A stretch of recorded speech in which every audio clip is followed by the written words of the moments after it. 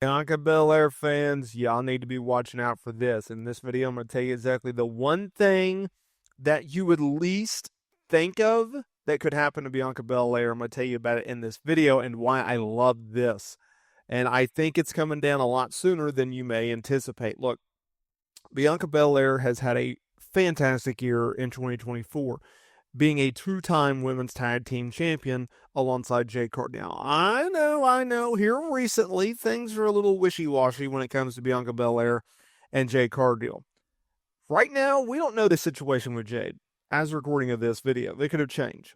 Jade Cargill, she's out with an injury, or maybe she's not. We don't know. What we do know is Bianca Belair is doing the dang thing as a key member of the SmackDown roster, just absolutely crushing it. In fact, she's coming off of a notable win when she led her team that included Iyo Sky and Rhea Ripley and Naomi to victory, right?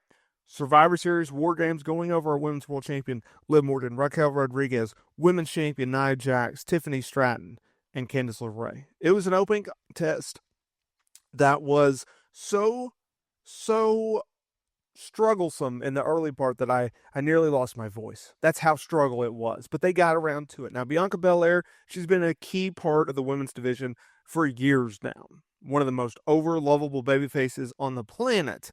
She has a style that matches with anyone and everyone. You're a bigger athlete, you're a smaller athlete, you best believe she can work with you. Heel, babyface, it does not matter.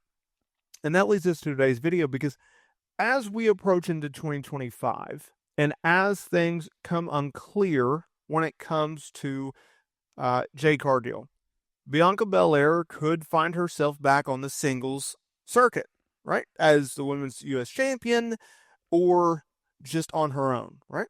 And there's a lot of interesting names out there. There's a lot of interesting names that she can work with down in NXT and on the main roster. And as we go into Mania season, we're of course going to get the draft coming out of the biggest show of the year. And that leads us to today's video because there's a very good possibility that she could be mixing it up with Raw talent or talent that she has not worked with yet.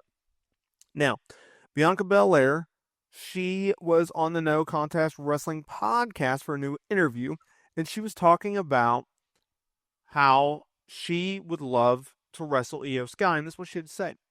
Iyo is amazing. She's literally one of the best in the business. Iyo, we've been fighting along and against each other for years. We were in NXT together. We were part of the very first Women's War Games match ever together in NXT. Iyo actually has the most experience out of all of us. She's been in 6 War Games matches. I've been in 4. We probably have the most chemistry out of everybody working together.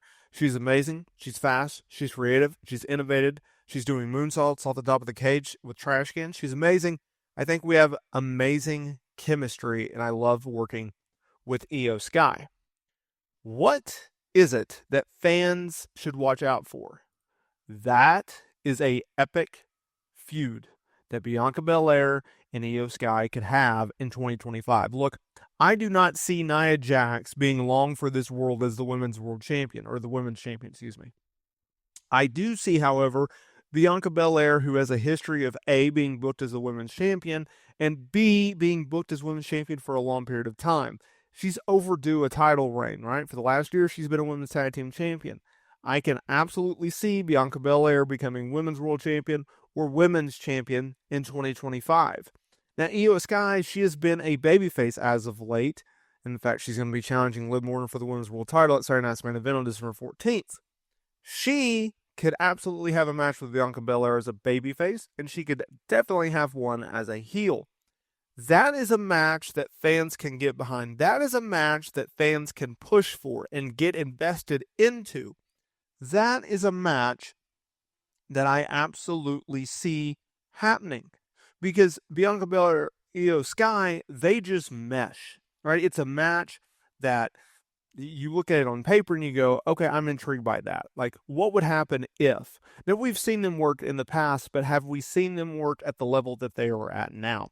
Bianca Belair has really hit her stride. She has her character locked in. She has her matches down locked in. Her promo ability has never been better.